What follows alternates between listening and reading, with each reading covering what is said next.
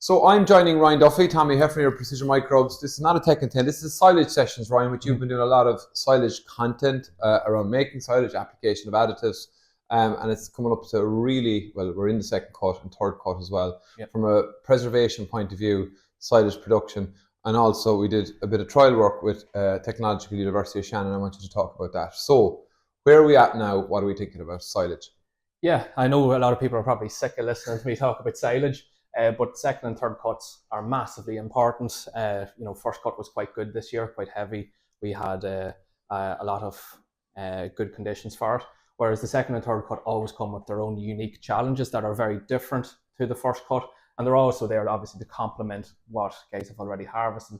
So let's try and maximize second and third cuts, essentially. So why, I think it's important for people to wonder why Ryan has become front and centre of silage. You did a master's in Harper Adams in ruminant nutrition, and a huge focus of that was in silage. So when you came in, unknowns to what we knew already about you, you said, I have a massive interest in silage. I said, I have a little project for you there. So that's why... prime example of don't tell your employers what you're actually good at. Brilliant. So, all right, let's talk about practical applications on where are we at now. So what are the key things people need to think about?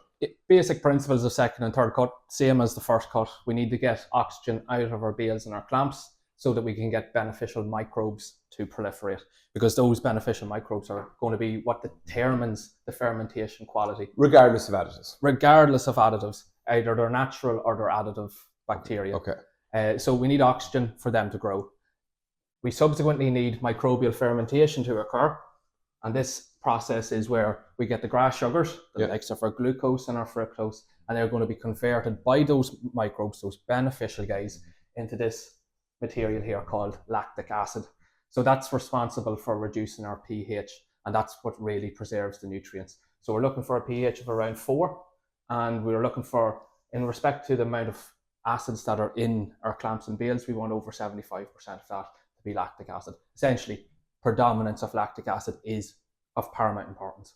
And I don't want to jump ahead now because I know you're going to cover that, but we had seen that in 2022 when we put out in 50 farms. One thing we were looking at pH reduction, and we hit that marker absolutely brilliantly. And subsequently you get the key, because look, silage, grass is cheap, silage is the second cheapest feed. It's a really important feed at the moment. Can I ask you a simple question? You know, again, naively or just kind of basic knowledge, second and third cut, what's happening to grass sugars? Is that influencing why is it more difficult for preservation in second and third cut?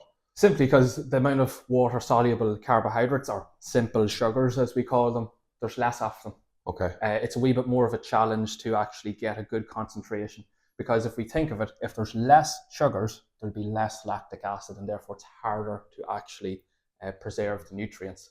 So what we need to do is we need to make sure whatever water-soluble carbohydrates we have, that they're being used efficiently, and that they're producing as much lactic acid as possible, so that we can preserve all of this, our dry matter, our crude protein, so valuable, and also maintaining palatability for livestock. So one of the people that would say that because we're involved in additives, that it becomes a more important time for possible additive usage. Yeah, so even here, if we look at challenges, lower sugars will result in what we call a restricted fermentation process. It'll keep going, and then you'll run out of fuel and it'll be restricted, it will stop. That's a real risk with second and third cut silages. So what do we see in those types of silages when you open the pit or bale? What's the problem? Well, pH will be higher. Yeah. So you're more likely to have higher levels of protein breakdown, the ammonia levels. You'll have lower levels of dry matter. So actually the quantity of the silage and the quality of it will go down. Okay, brilliant. And it could be sizable now. It could actually be sizable. Okay. So sorry to be asking questions, you probably had a direction because you have this very, as usual, very detailed breakdown. When or then, it's very warm at the moment. If it does get wet, you've both figured in there. What's the... Yeah, look, we're talking about grass silage here, so it's usually quite a moist end product, or a moist crop. So warm weather resulting in a very high dry matter that causes issues with actually consolidating clamps and bales. It's probably not as much of a concern compared to cereals and stuff like that. But at the same time, we have to acknowledge that that's where we're at the moment. Now, because it's warm and sunny, we're more likely to have higher levels of sugar, particularly if we harvest in the afternoon. Get that, a lot of photosensitization, you get more sugars being produced. So that's probably less of a risk right now. Okay. But we know that the weather's becoming more and more unpredictable in the back end of July, August, September, when we might be doing some second cuts and certainly third cuts. So warm weather, probably not as much of a concern. Wet weather though, and this is where the additives will come in. With a low dry matter, bad bugs love moisture. Okay. So it's a massive risk. Not only that, we're more likely to incorporate more bad bugs when it's wet because soil will get into our clamps and bales. Okay. So some of those bad bugs, these are probably the three ones that everyone focuses in on. Clostridial species, enterobacterial species, and Listeria monocytogenes. Now, if we actually go and break these guys down, so Clostridia, there's two classes, saccharolytic ones and proteolytic. What do I mean by that? Saccharolytic lads will come up here and they will consume our lactic acid. So if we've very little water-soluble carbohydrates, we've less lactic acid. The last thing we want is something taking whatever lactic acid we have. They're taking fuel for the fire, basically. Our pH won't drop. Okay. So you'll end up with a restrictive fermentation with a pH of around 5. That's Okay. not good enough. These guys will tolerate that. They'll grow in that and degrade our valuable protein, for example. So some examples of those would be Clostridium butyricum and Tyrobutyricum. So probably doesn't matter to a lot of people, but the proteolytic guys, this is where it comes into more a veterinary side of things. So that's the second class, proteolytic Clostridia species. What do? As the name would suggest, they take our valuable crude protein and degrade it into biogenic amines, which are bad for the gut, and also some really unpalatable products like butyric acid stuff. So ultimately, we can compromise health, we'll certainly compromise palatability if these guys are going. Now even...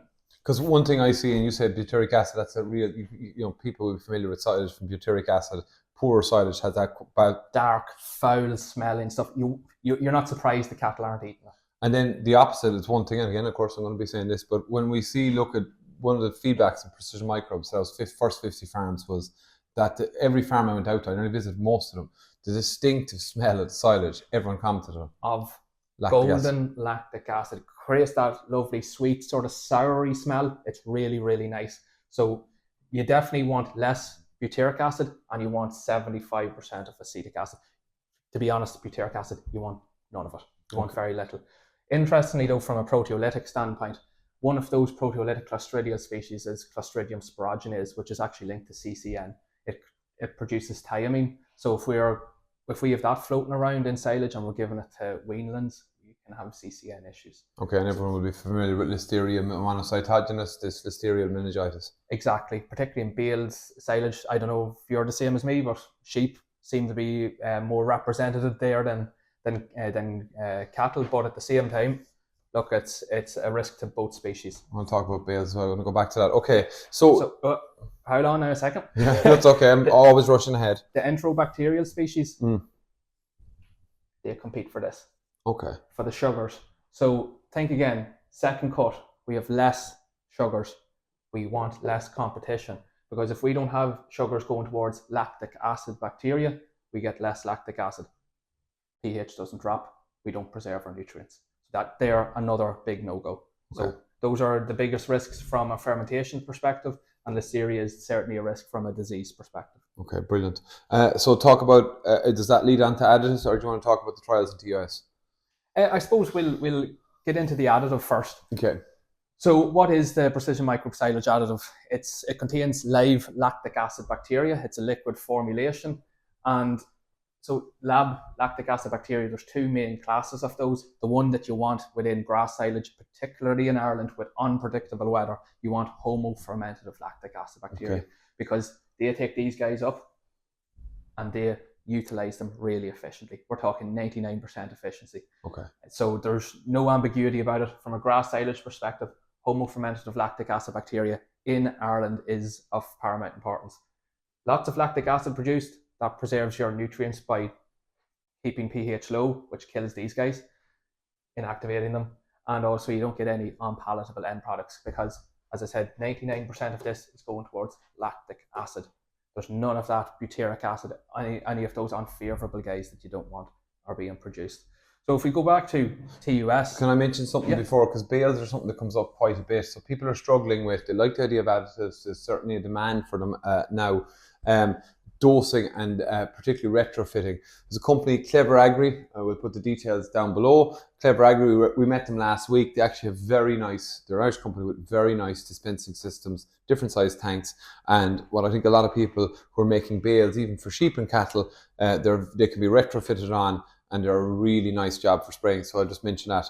Okay, so... And what's the risk with bales? Why are we talking about bales and silage additives? Like if we compare them to clamps or pits, they have a high surface area to volume ratio. So if they are penetrated or anything, they are at risk of massive compromise. You could be throwing the whole bale out. I'm sure many viewers probably have experienced that, or opening it and a lot of the top of it being no good and having to be thrown out. So that's where silage additives play a massive role for bales. Okay, and I think with sheep, and you mentioned some of these diseases here, you're making the quality from a feeding out point, but a disease out point of view is really important. Okay, so we got some really nice trial work done with TUS, Technological University of Shannon. It confirmed what we knew, what we'd seen practically, but it was done independently of ourselves. What was the outcomes? Yeah, so look, we have a live homofermentative lactic acid bacteria silage additive. What you want to drive is lots and lots of lactic acid being produced by lots and lots of lactic acid bacteria. So did we actually achieve that? In this trial, the lactic acid levels were very, very high, and that was driven by lots of those good bacteria. Versus the control. In fact, 98% of the bacteria that were in the additive category were lactic acid. 98%. So there's no ambiguity there. We're getting the right guys going. That's going to reduce our pH, which we've seen. Again, we've seen that independently through farmers. We've seen that independently in this trial. We're getting lots and lots of lactic acid, which is essentially what we're seeing, which it does what it says in the tin. I'm giving you a penny for every time you said lactic acid. This is it. This is it. The total viable bacteria, so that includes these guys, actually went down. Brilliant. So 98% of the good bacteria, or 98% of the bacteria were lactic acid bacteria. Yeah. 2% were these bad guys, which is essentially the number that you want. You're never going to eliminate them. They're naturally occurring, but we can try and eliminate them as much as possible. And if we keep those bad bugs away, we will protect our protein. If you don't protect your protein, you get lots of ammonia being produced. And you saw a reduction of ammonia as well. Yeah, and you can see that in any silage analysis report, but we've seen it in this trial as well. There was a sizable reduction in ammonia being produced. That's telling us that our crude protein is being kept for our livestock. And well, anyone who's been listening to you over the last while or knows you like detail, you like science, you're incredibly well able to explain as well. I learned something from this. From your scientific background, how important is it to see stuff like this independently? It's of paramount importance. Like, even think of it, if you're going to buy anything, you want to have independence, because anybody can produce results that are favourable or exclude stuff that's unfavourable. So independence is of really, really important, and not only that, for it to be associated with a college as well in Ireland it just keeps the standards very, very high. Okay, really comprehensive overview of the risks around silage. Any last thoughts, or you think covered off? No, I think we've covered it all. Just second and third cut comes with enormous risks because we don't have as much sugars. The weather's a wee bit more unpredictable. We're more likely to incorporate bad bugs into bales and clamps as a consequence of that. So a silage additive that will eliminate the bad bugs and essentially skew the fermentation process the way that everyone wants is really, really important. Okay, brilliant. Look, if you want more information about precision microbes, silage additives, available through Farvet in Ireland, or you can contact us at info@Precision Microbes, and Ryan's email as well. If you have technical queries, you're more than happy to answer them for people. Thank you very much, Ryan. That is a comprehensive, not taking 10 now, so if you're wondering the clock, I'm delighted to be involved in Silage Sessions and handing silage over to, I was trying to do this last year with a small amount of knowledge, but you have an in-depth understanding, and that's really brilliant. Super. Appreciate it. Thanks, Tommy.